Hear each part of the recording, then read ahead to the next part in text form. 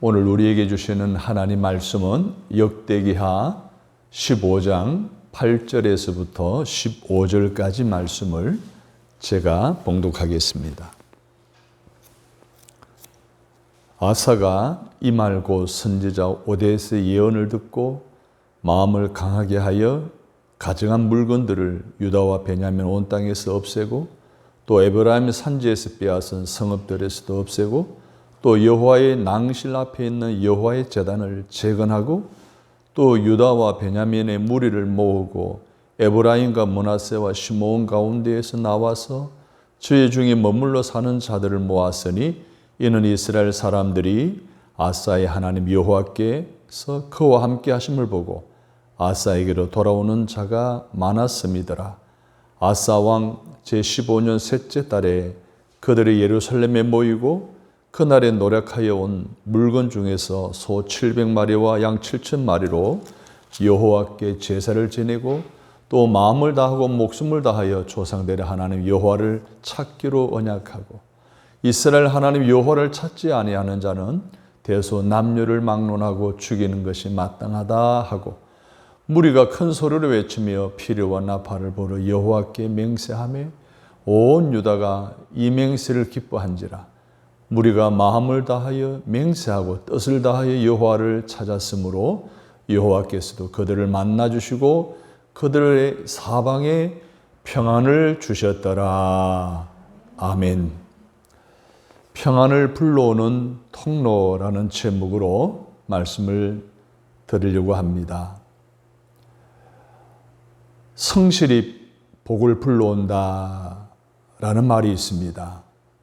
그리고 말보다 행동이 복을 부른다 라는 말도 있죠. 더 나아가서 유연한 대처가 복을 부른다 또는 겸손한 태도가 복을 부른다 라고 세상 사람들은 이야기를 합니다.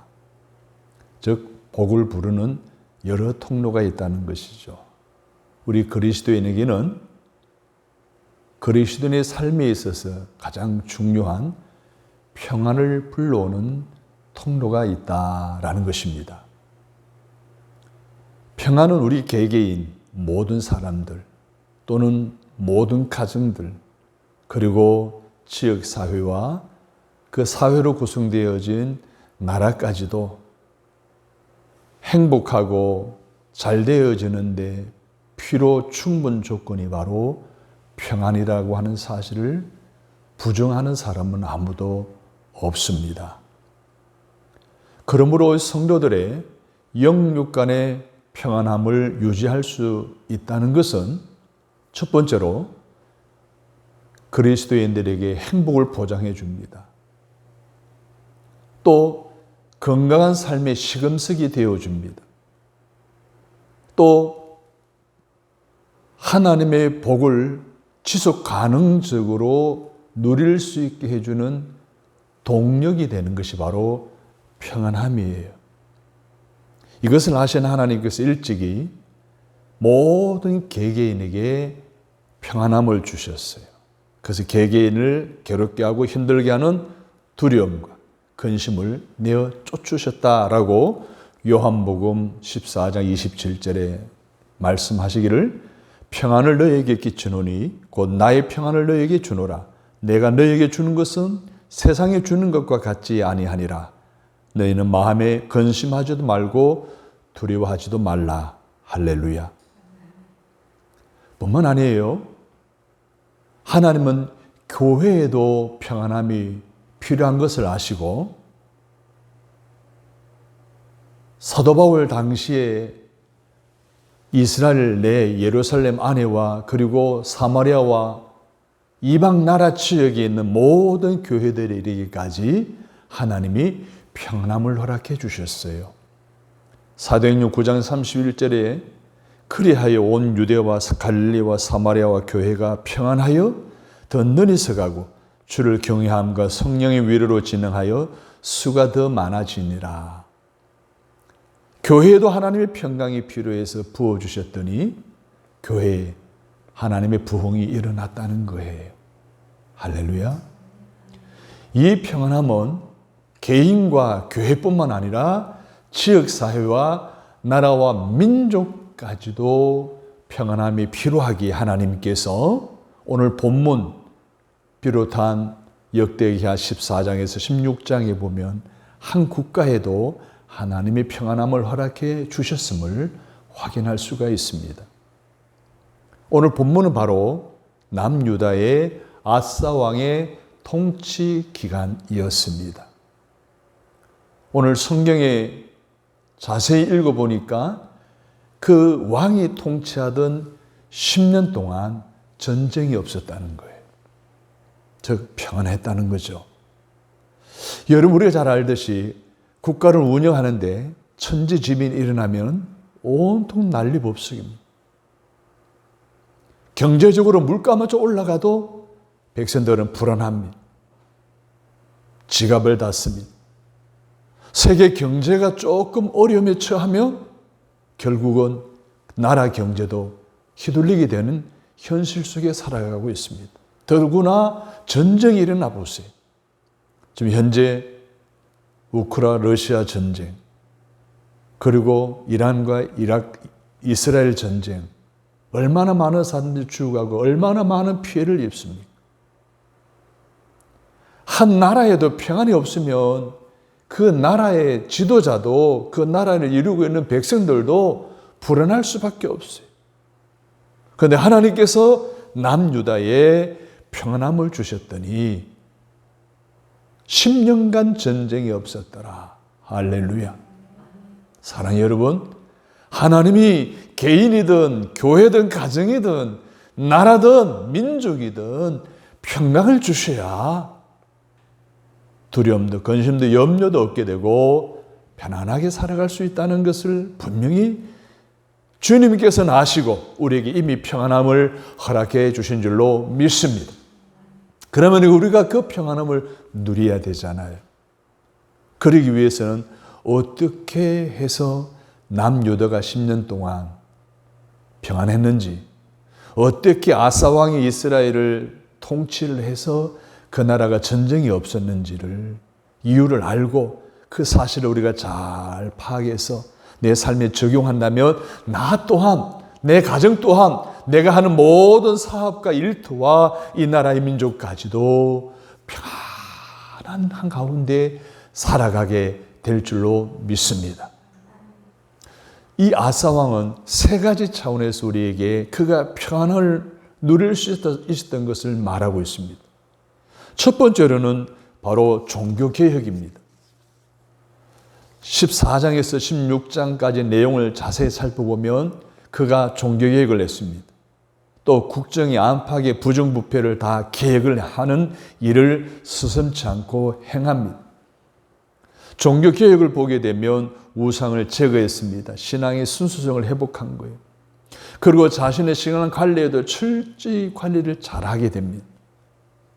그리고 성을 재건하고 국방을 든든히 하고 국력을 키우는 이런 일에 방해되는 모든 요소들을 제거하는 그러한 국정개혁도 일삼습니다.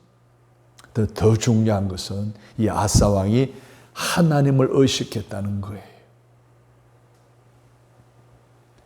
오늘 역대기하 14장 1절을 보십시오. 2절입니다. 시작. 아사가 그의 하나님 여호와 보시기에 선과 정의를 행하여. 하나님 보시기에, 하나님의 기준에 아사 왕이 마음에 들었던 거예요. 여러분, 우리의 삶에 하나님의 기준이 있어요. 그 하나님의 기준에 우리도 따라가고 우리도 신앙생활을 하면 우리의 삶에도 평강이 깃드는 줄로 믿습니다. 자, 하나님의 평가 기준에서 점수를 딴 아사 왕, 성경에 보면은 어떤 기준으로 말하고 있는가 하면 여호와 보시기에 정직히 행하여, 여호와 보시기에 악을 행하여. 여호와 보시기에 정직히 행하였느냐 악을 행하였느냐가 하나님의 마음에 드는 판단의 기준이 되었다는 거예요. 우리가 말하는 것, 우리가 듣는 것, 우리가 보는 것, 우리 발걸음이 닿는 곳, 우리 손길이 닿는 곳, 그 모든 것들에 있어서 정직하냐는 거예요. 악이 따르냐는 거예요. 근데 아사 왕은 정직했다는 거예요. 하나님의 보시기에 어떤 사람이냐? 하나님이 보시기에 정직한 사람이었어요. 악을 행하지 않는 사람이었어요. 언행 심사가 깨끗한 사람이었다는 거예요. 이것이 평가의 기준이었어요. 그렇다고 한다면 제 아무리 똑똑하고 정치를 잘하고 통치를 잘하고 능력이 있고 지혜가 있어도 하나님 보시기에 점수가 낮은 왕이든지 지도자이든지 개인 설 자리가 없다는 것을 성경은 분명히 말씀하고 있습니다. 오늘 읽은 본문을 중심으로 하여 아사의 행적과 치적을 살펴보면서 왜 하나님이 남유다에 10년간 평안함을 주셨는지, 평안을 불러오는 통로가 무엇인지, 하나님의 기준이 무엇인지를 우리가 살펴보면서 우리 또한 평안을 여러분의 삶과 가정과 이 사회 속에 불려 들여오는 하나님의 기준에 합당한 믿음의 삶을 통해 평강이 가득한 삶을 매일매일 누리며 살아갈 수 있기를 주님의 이름으로 축복합니다. 첫 번째는요, 우상을 타파했습니다. 14장 3절을 보시면 이방제단과 산당을 없애고 주상을 깨뜨리며 아세라상을 찍고, 5절을 보시면 또 유다 모든 성읍에서 산당과 태양상을 없애며 뿐만 아닙니다. 15장 8절을 보면 가증한 물건들을 없애고 성읍 구석구석에 있는 우상을 찍어 없앴다는 거예요. 그 대신 15장 8절을 보시면 여호와의 제단을 재건했다라고 했습니다. 종교가 건전하고 신앙이 건전해야 사회가 건전하고 국가가 건강하게 된다는 것을 분명히 말해주고 있습니다. 성서의 사건에서뿐만 아니라 기독교의 역사에서 보게 되면 우상 숭배한 나라든 개인이든 하나님이 꼭 심판하셨다라는 것을 우리는 얼마든지 예를 들어 설명할 수가 있습니다.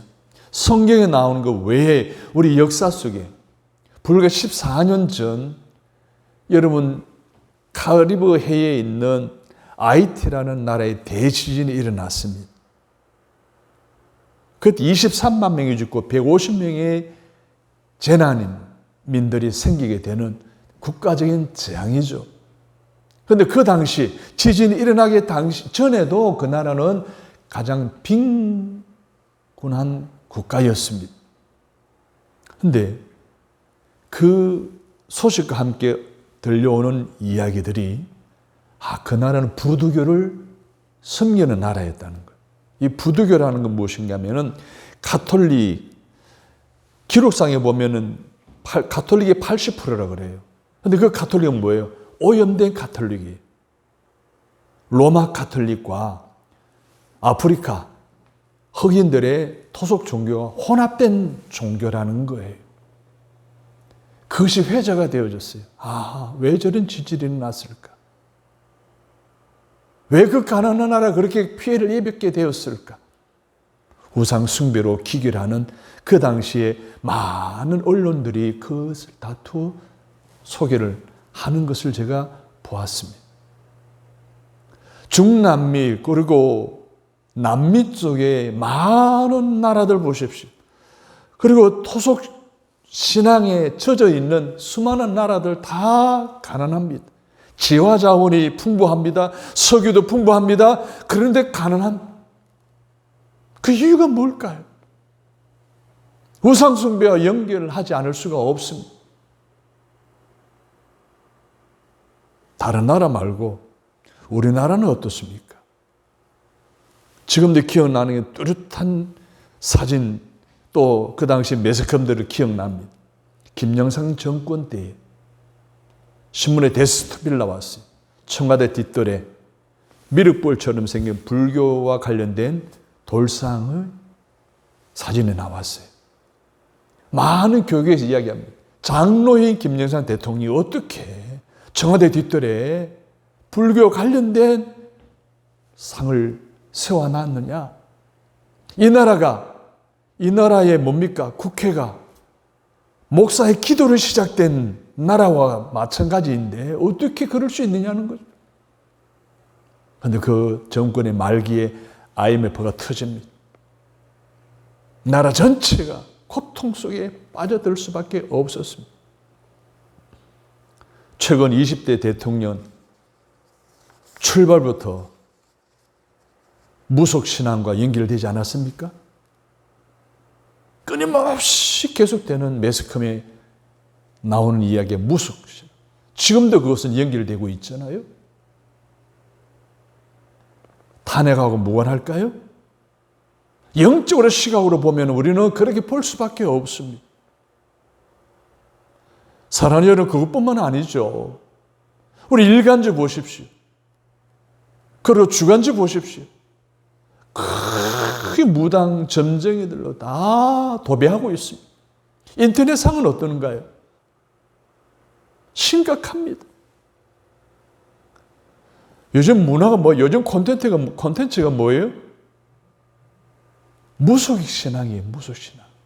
어느 배우가 무속인이 되어졌다는 이런 얘기가 공공연히 나옵니다. 방송의 주인공으로 나옵니다.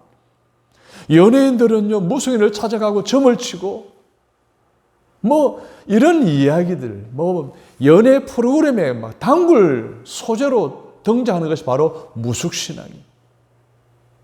우상 숭배와 관련된 이야기.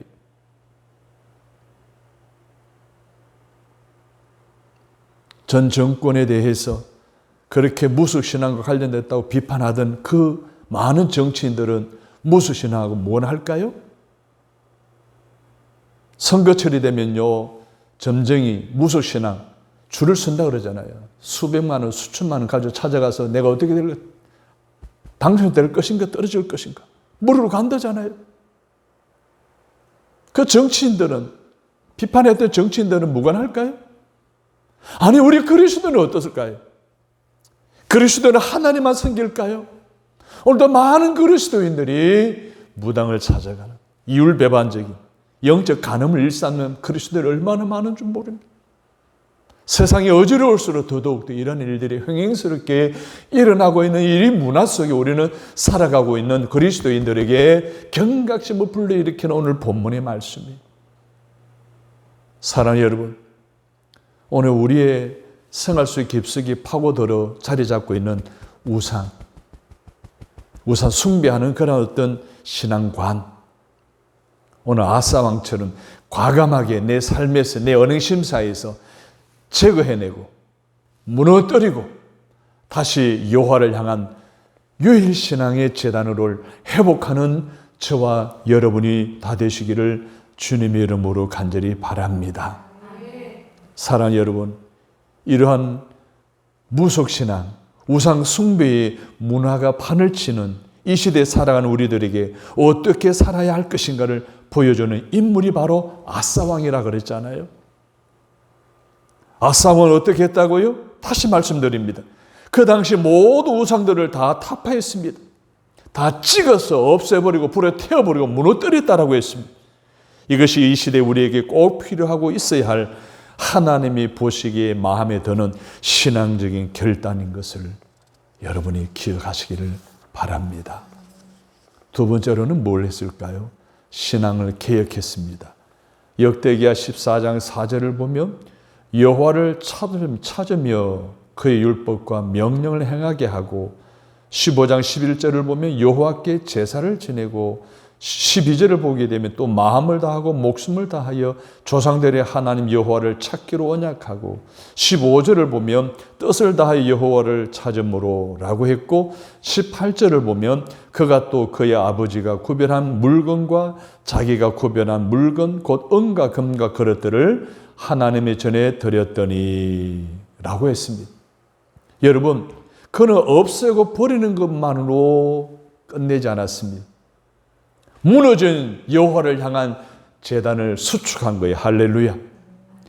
사랑하는 여러분, 하나님께 제사를 제대로 드림으로 저들은 예배를 회복했습니다. 하나님의 찾음으로 그들의 신앙과 영성을 다시 찾은 거예요. 더 나아가서 우상에 바쳤던 물건들을 하나님께 바치는 그러한 청지기 신앙을 회복한 거예요. 이게 바로 신앙개혁이었습니다. 다시 한번 여기서 우상 숭배의 기본 개념이 무엇인지를 확인해야 할 것입니다. 여러분, 우상 숭배라는 건 따라서 합니다. 하나님을 찾지 않는 것, 하나님 대신에 다른 것들을 섬기는 것, 하나님보다 소중하게 여기는 것들, 뿐만 아니라 그것들을 위해 돈을 쓰고 투자하는 것은 모두가 다 우상 숭배라고 하는 사실을 꼭 기억하시기를 바랍니다. 자, 그렇다고 한다면 내 삶에 우상 숭배와 관련된 것이 무엇인가 적나라하게 다 드러나죠? 생각이 들죠? 그걸 개혁한 거예요. 그걸 다 무너뜨린 거예요. 사랑하는 여러분, 저와 여러분도 신앙을 개혁해야 합니다.